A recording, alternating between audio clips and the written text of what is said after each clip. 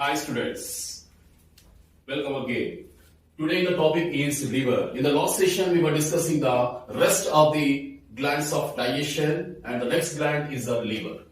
Liver is the largest gland of the vertebrate body. Largest gland of not only human body but total vertebrate body is the largest gland. In the humans, it is around 1.5 kg, 1.4, 1.5 kg approximately in the human adult. And it is reddish brown in color, reddish brown in color. It is located, it's a diaphragm, this is a diaphragm, dome-shaped structure towards the right side, just below the diaphragm. In the abdominal cavity, for example, this is a diaphragm, here is a liver present here. This is a liver. And left side is a stomach, right side is a liver. Just below the diaphragm towards the right side. That is, it is present in the upper part of the abdominal cavity towards the right side. Whereas towards the left side, stomach is present. That's the location, color and weight here. It's the largest gland of the human body. Okay.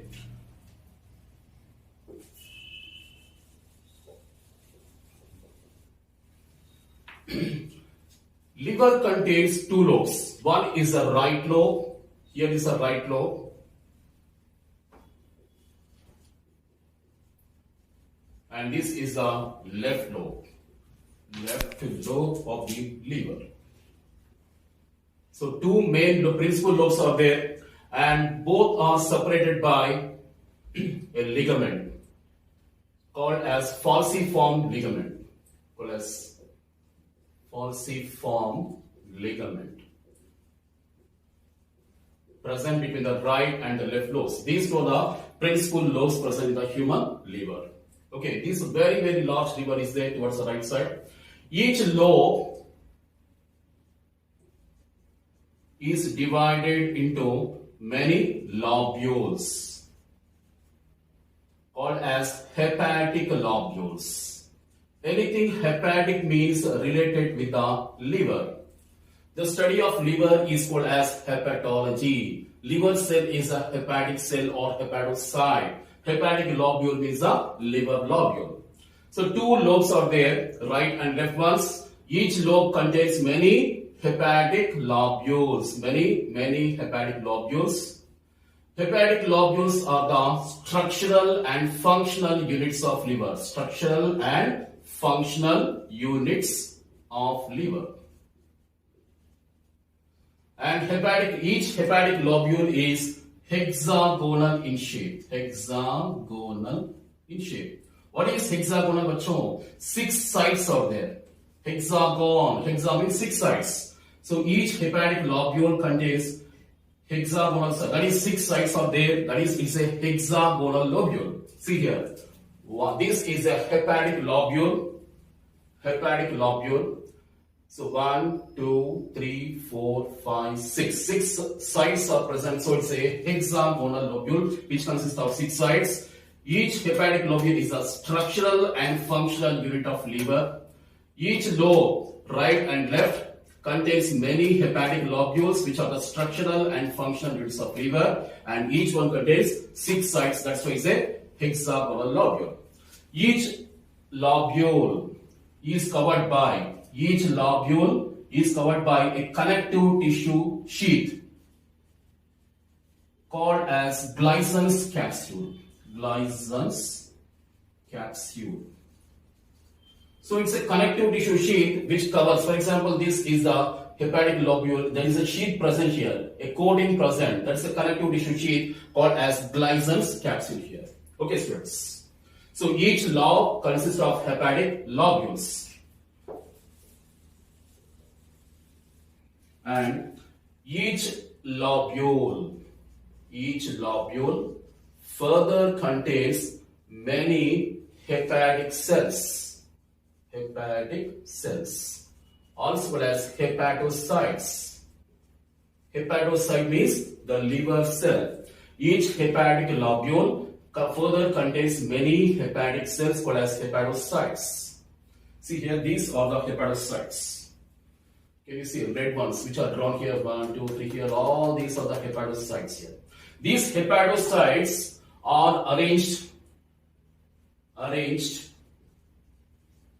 in form of hepatic cords.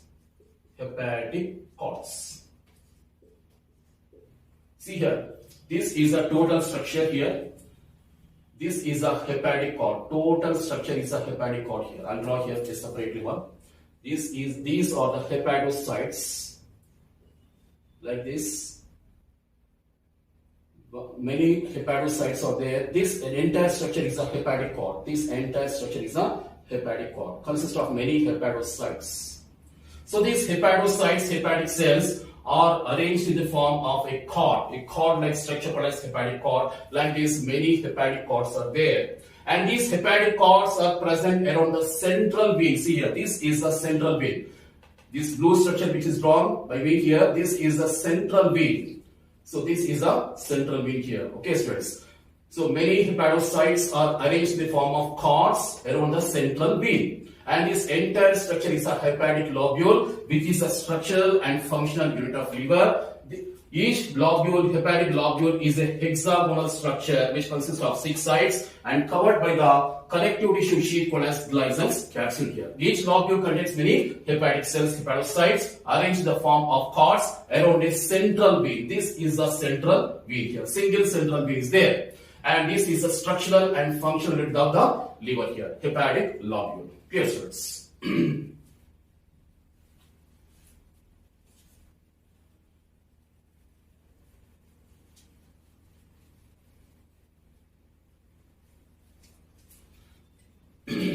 So between these cords, blood-filled spaces are present. They are called as sinusoids. See here, these are the sinusoids. Sinusoids. What are the sinusoids? The sinusoids are nothing but the blood-filled spaces of the liver. Between these cords, certain red structure which are drawn here, these are these ones, for example, is a sinusoid, the blood-filled space. Here is called as a sinusoid. The sinusoids contains the Kupffer cells. Kupffer cells. These are also called as the liver macrophages. Macrophages. It forms a part of the mononuclear phagocytic system. Monocytes, okay, joints, synovial cells, nervous tissue, microglia. Likewise, in the liver, these monocytes are called as Kupffer cells, which are nothing but the liver macrophages. They are the part of the mononuclear phagocytic system. As the name indicates, they engulf and kill the bacteria by phagocytosis. If liver bacteria are present, they are killed by the liver macrophages. Here, what is the Kupffer cells, which are present in the sinusoids. Sinusoids means the blood-filled spaces of the liver. Blood-filled spaces of the liver are called as sinusoids. Clear with all of you? Okay. And I told you that how many phases are there here? Hexagonal here. That is 6 such sides are present here. In each side, it forms a portal triad here. You see here, this is a portal triad.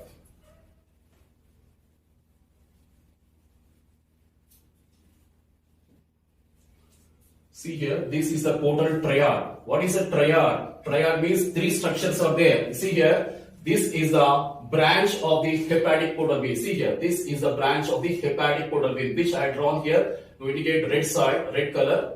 And here, this is a branch of the hepatic vein, hepatic artery. This is a branch of the hepatic artery. This is a branch of the bile duct, here. 3 structures are there. 1, 2, and 3. So it forms a triad. Triad means 3 structures or 3 are involved. That's why it's a triad.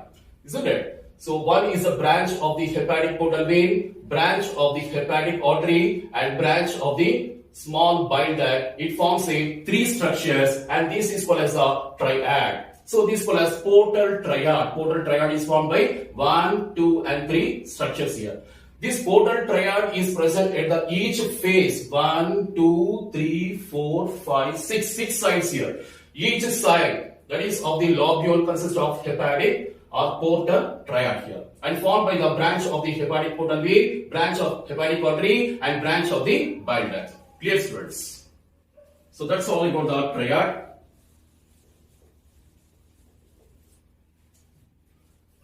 I told you that how many lobes are there? Two lobes, two main lobes are there, and demarcated by the falciform ligament, isn't it? Here is a right lobe, very larger one. Left lobe is a little bit smaller one when compared to this one. Each lobe consists of many lobules. Each lobule consists of hepatic cells. Hepatic cells or hepatocytes are arranged in the form of cords around the central vein, I told you. And these lobules are the structural and functional units of liver covered by the connective tissue sheet called as Gleason's capsule, I told you, isn't it? So the hepatic cells or hepatocytes, they secrete the bile juice. Bile juice is a crucial component of the function of the liver. Bile juice secreted by the hepatic cells, and the bile juice is secreted by the hepatic cells through the bile canaliculi. Many bile canaliculi are present here.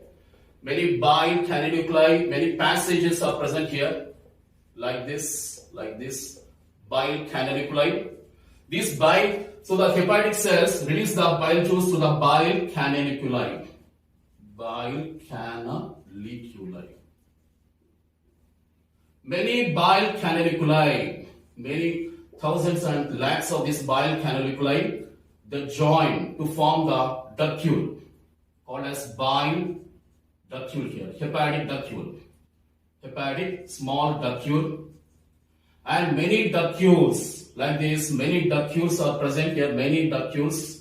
All these ductules, they form the common hepatic duct, common hepatic duct. Towards the right side, if it is the right side, right common hepatic duct, and if it is the left side, it's a left common hepatic duct, left common hepatic duct. So how many hepatic ducts are formed? Towards the right lobe, there is a right common hepatic duct. Towards the left side, it is called as left common hepatic duct. So two common hepatic ducts are formed. Both the common hepatic ducts, they join to form a common hepatic duct. Common hepatic duct. Clear? See here, right lobe, left lobe. Each lobe consists of many lobules. Each lobule consists of many hepatic cells. The hepatic cells releases the bile juice to the bile canaliculi. Many bile canaliculi, they join to form the ductule. Many ductules of this side, for example, they join to form the duct. What is the duct here? What is the right common hepatic duct? The right common hepatic duct is formed in the right lobe, and the left common hepatic duct is formed in the left lobe here, like this. Clear?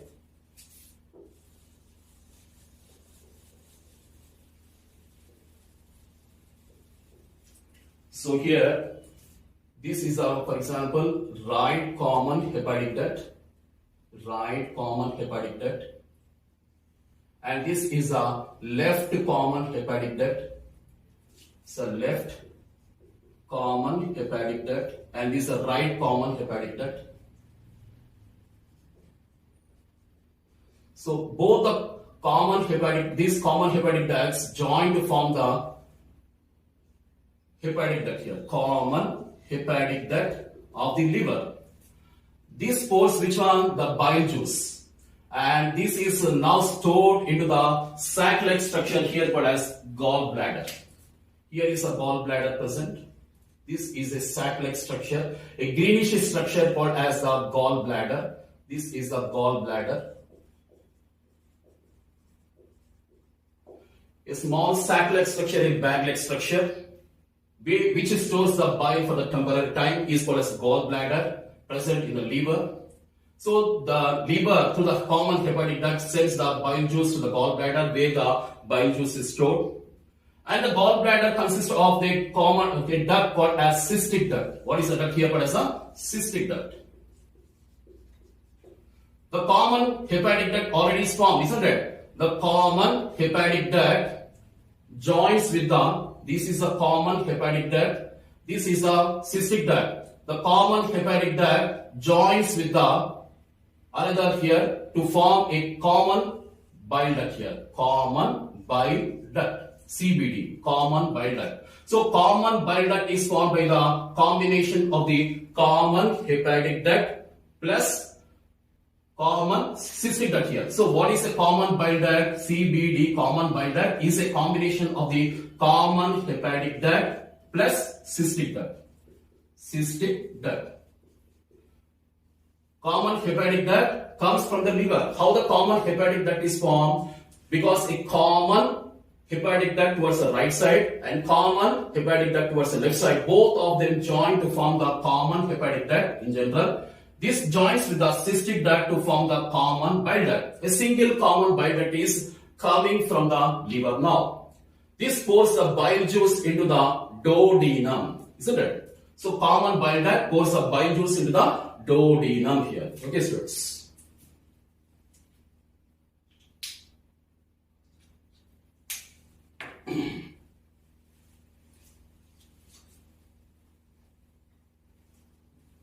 So here is the duodenum present now. Let's discuss about the duodenum, a crucial component. So here is the duodenum present with the two limbs.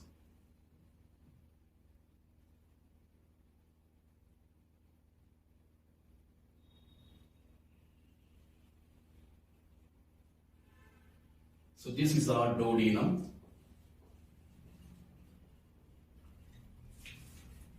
At the middle of this duodenum, because it consists of two limbs, a U-shaped structure, at the middle of this duodenum is present a very important structure, and that's called as pancreas, isn't it? So this is a pancreatic duct. In the middle there is a pancreatic duct. This is a pancreatic duct. So I'm writing here pancreatic duct. Pancreatic duct. Already what is formed? A common bile duct is formed, isn't it? A combination of this one. Here is common bile duct is formed. This is a common bile duct. And this is the pancreatic duct here, isn't it? Both of them join into the duodenum. So the common bile duct from the liver and the pancreatic duct from the pancreas, both of them join. Both of them join here like this. This is a joining here into the duodenum. And it forms an expanded portion called as hepatopancreatic ampulla. Hepatopancreatic ampulla. Also called as hepatopancreatic duct or ampullae of Vater. Ampullae of Vater. So it's a common duct. It's a common bile duct, CBD, plus pancreatic duct, both of them combine and join to form an expanded portion, and that's called as hepatopancreatic ampulla, also called as ampullae of Vater. It's nothing but hepatopancreatic duct. That is, this duct pours the bile juice as well as the pancreatic juice into the duodenum. But before opening into the duodenum, it is guarded by a sphincter called as sphincter of Oddi. Sphincter of Oddi here. What's the function of this sphincter of Oddi? It regulates the passage of this bile juice and pancreatic juice into the duodenum here. That's the function of this sphincter muscle, because it's a muscle. Okay, it regulates the passage of these two juices into the duodenum. So this duodenum receives these juices because of the sphincter of Oddi regulation. Okay, students, up to here.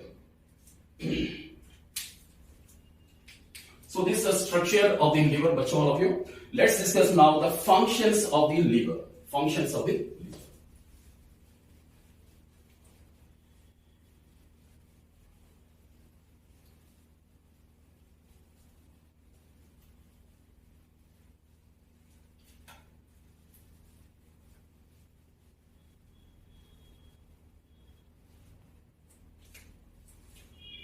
Functions.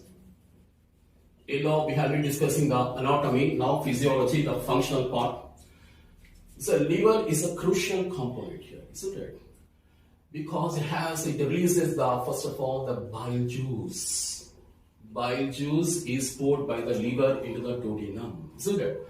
Bile juice, what is the composition of this plant? It contains the crucial component called as here the bile salts and bile pigments. Bile pigments. Bile salts, sodium, glyco and potassium, glycocolate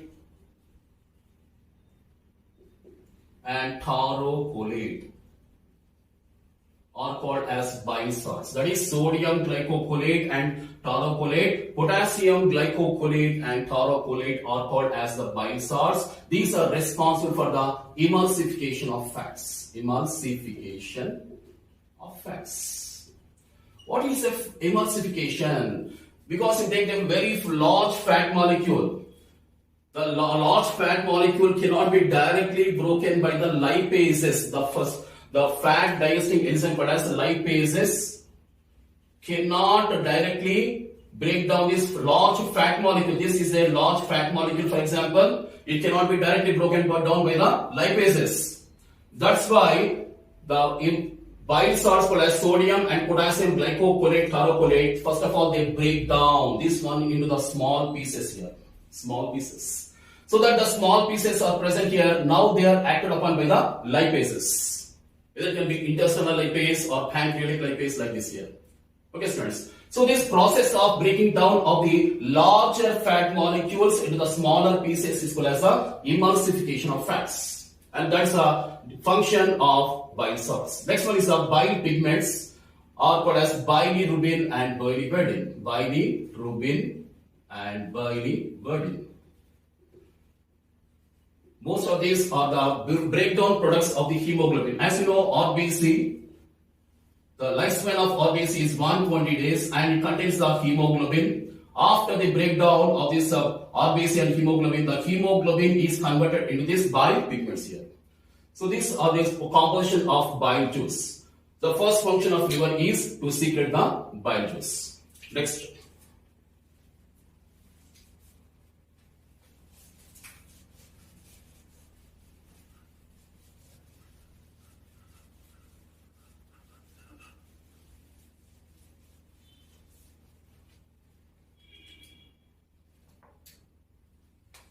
The second one is the liver is involved in carbohydrate metabolism. Carbohydrate metabolism. For example, as speaking, I am lecturing you. What is required? Glucose is required. That is, liver stores the glycogen. Liver stores the glycogen. And whenever I require energy, what is required here? Glucose is required for energy because the cells take the glucose, not glycogen. So glycogen which is stored in the liver is converted into the glucose. And glucose is now supplied to the blood. The cells receive the glucose and oxidation of the glucose molecule to release the energy in the form of ATP here. That is, the conversion of glycogen into glucose molecule takes place in the liver because the liver stores the glycogen. This is called as glycogenolysis. The first one is glycogenolysis. What is lysis here? Dissolution, breaking down of the glycogen into the glucose is called as glycogenolysis. Simple. That's the first one. Next one. The liver, whenever I'm going home and sleeping, the energy is not required, then glucose is converted to glycogen. Isn't it? Back. That is the conversion of glucose back into glycogen here. Okay. That is glycogenesis. Glycogenesis. Genesis means production. Glycogenolysis means dissolution, breakdown of the glycogen molecule. And next one is glycogenesis means the conversion of glucose molecule into the glycogen. It also takes place in the liver. Okay, next point. And whenever you walk, for example, a few hours, you can't walk further. Why? Because there is no muscle contraction. Why there is no muscle contraction, bacho? You take a striated muscle, for example, striated muscle, voluntary muscle, where the muscle contraction occurs. Okay, glucose is converted into the pyruvate or pyruvic acid, pyruvate or pyruvic acid, and pyruvic acid is converted into the lactate, lactic acid. When the lactic acid is accumulated in your muscles, you can't do the work, you can't walk further because of the accumulation of the lactic acid, lactate in the striated muscle. So what happens now? Through the blood, it is supplied to the liver. Through the blood, it is supplied. Which one is supplied? The lactate molecule is supplied to the liver. In the liver, what happens? The lactic acid is converted into the pyruvic acid, and pyruvate is converted back into glucose, and glucose via blood is supplied again to the striated muscle here. This is called as the Cori cycle. Cori cycle takes place in liver. That's the next function here. And this conversion of the glucose molecule from a non-carbohydrate source is called as gluconeogenesis. Gluconeogenesis. So what is gluconeogenesis? The conversion of glucose molecule from a non-carbohydrate source. What is a non-carbohydrate source here? Lactate is a non-carbohydrate source from which the glucose molecule is formed. So it's an example of the gluconeogenesis. It also takes place in the liver. First of all, the glycogenesis, gluconeogenesis, all this occurs in the liver itself. That's why we can say that liver is a responsible for carbohydrate metabolism. So when this oxidation, for example, takes place, I told you that when the glycogen molecule is there and is converted into glucose molecule for energy, so cells are taking the glucose molecule, isn't it? In the presence of oxygen, there is a breakdown of the glucose molecule. So what are these here? Energy in the form of ATP, carbon dioxide and heat. That is, liver is also responsible for the heat production, because it consists of glycogen which is converted to glucose, and glucose supplied with the blood to the cells, it releases the heat. That is, liver is responsible for thermoregulation, thermogenesis here, thermogenesis. The production of the body heat here, that's also the function of the liver, thermogenesis, not only carbohydrate metabolism. Clear much all of you. Next point.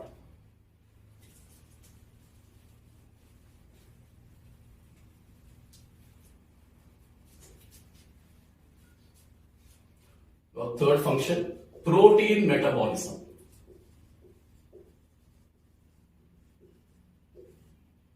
Liver converts the urea,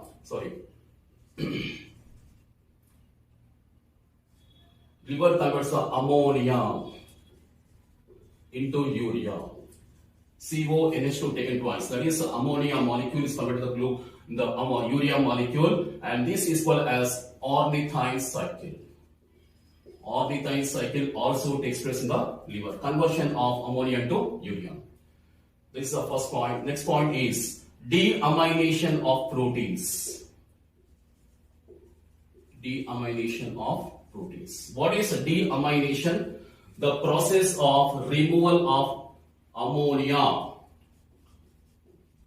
from amino acid here. Because amino acid consists of amine group and carboxyl group, the process of removal of ammonia from the amino acid is called as deamination of proteins. It's also taking place in the liver. So liver is responsible for protein metabolism also because of the ornithine cycle and deamination of proteins.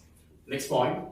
Liver is also responsible for lipid metabolism, lipid or fat metabolism, because synthesis of cholesterol, synthesis of triglycerides and cholesterol, triglycerides and cholesterol also occur in the liver. So liver, lipid metabolism.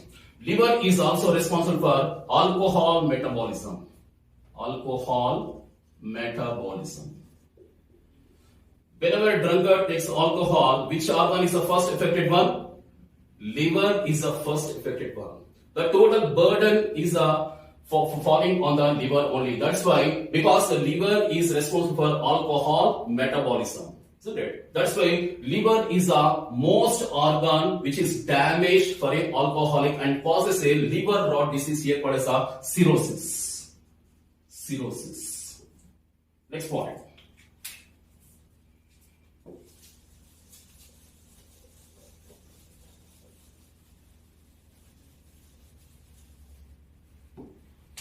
Detoxification. Next point is detoxification. What is detoxification? The process of removal of toxins from the human body is called as detoxification. Liver takes the responsibility of detoxification also here. The process of removal of the toxins from the human body is called as detoxification. So whenever the toxins, for example, you take fungus called as Aspergillus flavus.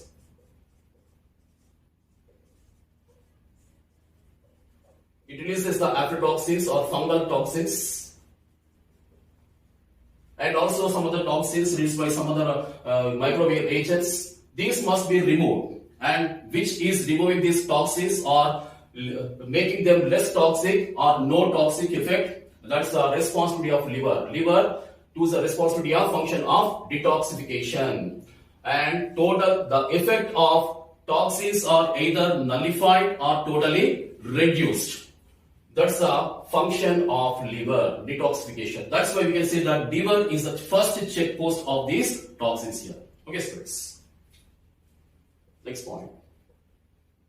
I told you that just now, sinusoids are the blood-filled spaces present in the hepatic lobule, and the sinusoids contains the Kupffer cells. Kupffer cells called as liver macrophages, which are responsible for phagocytosis. That is engulfing the bacteria present in the liver, here called as phagocytosis, and that is done by the Kupffer cells or liver macrophages, which form the mononuclear phagocytic system. Kupffer cells. Next one, liver is also an organ of hemopoiesis. Hemopoietic organ, hemopoiesis in the fetal stage. Hemopoiesis in the fetal stage. What is hemopoiesis, bachon? Hemopoiesis means the process of formation of the blood cells. So liver also produces different blood cells in the fetal stages, not in the later stages, because it is taken by red bone marrow. Only in the fetal stages, the liver forms the blood cells. And liver is also an organ of erythroclastosis. Erythroclastic organ. Erythroclastic organ. What is like erythroclastic? Here, erythro means RBC, isn't it? Erythrocyte means RBC. What is the lifespan of RBC? 120 days. After 120 days, RBC or erythrocytes must be destroyed. Along with the spleen. Spleen is the main organ, and liver and spleen are called as the erythroclastic organ. Of course, spleen is the main organ. Liver is also an example of the erythroclastic organ, which destroys the RBC after 120 days. Clear, students?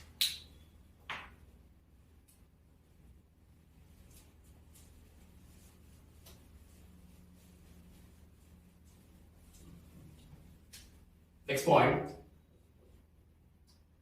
Blood plasma. Proteins, plasma proteins like albumin and globulin are formed in the liver. Plasma proteins, albumins and globulins are formed in the liver. And blood clotting factors like fibrinogen and prothrombin are formed in the liver. Okay, what's all of you? That's all for today. Liver is finished. And the next class we'll be discussing the physiology of digestion. Okay, students, all of you. Bye, students, all of you.